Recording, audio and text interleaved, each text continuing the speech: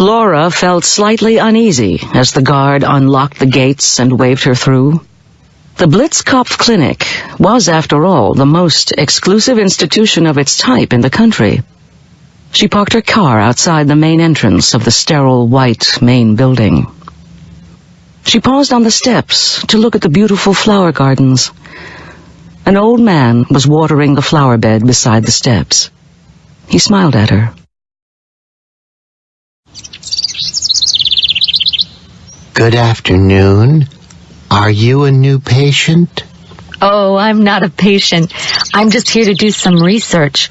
I wonder if you could tell me the way to Dr. Blitzkopf's office? Certainly. Just go through the main door, turn left, walk down to the end of the hall, and it's the last door on the right. Thank you very much.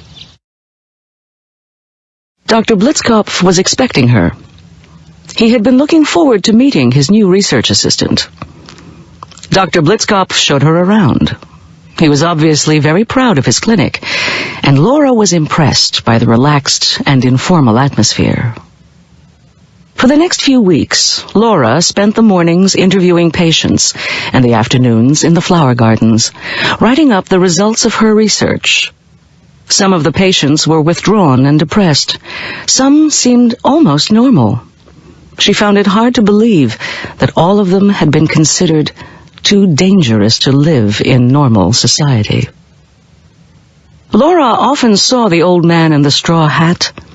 He spent most of his time working in the flower gardens, but he always stopped to speak to her.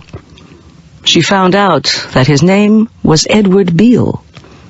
He was a gentle and mild-mannered man with clear blue, honest eyes, white hair, and a pinkish complexion.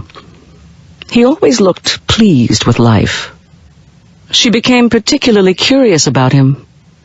One night, at dinner, she asked about Mr. Beale. Ah, yes, Edward. Nice old guy. He's been here longer than anybody. What's wrong with him? Nothing. His family put him here 40 years ago. They never come to visit him, but the bills are always paid on time. But what had he done?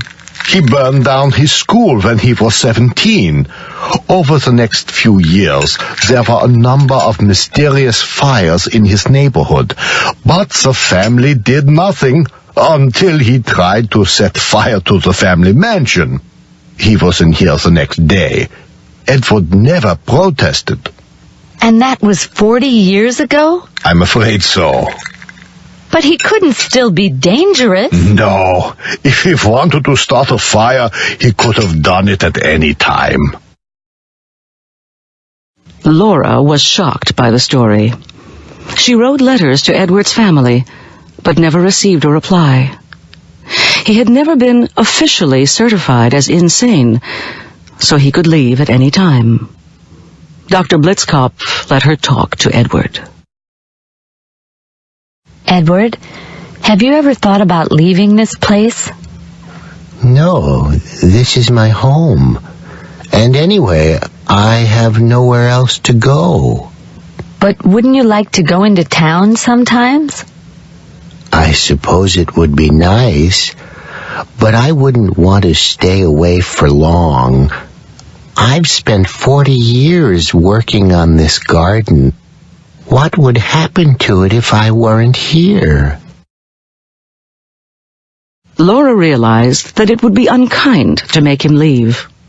But when she found out that the next Saturday was his birthday, she arranged with the staff to give him a party. They wanted it to be a surprise, and Dr. Blitzkopf agreed to let him go out for the afternoon. Edward left at 2 o'clock. He seemed quite excited. They expected him to return about 4 o'clock. The cook had made a birthday cake. Laura was standing in the window when she saw him. He was walking up the drive toward the house, whistling cheerfully.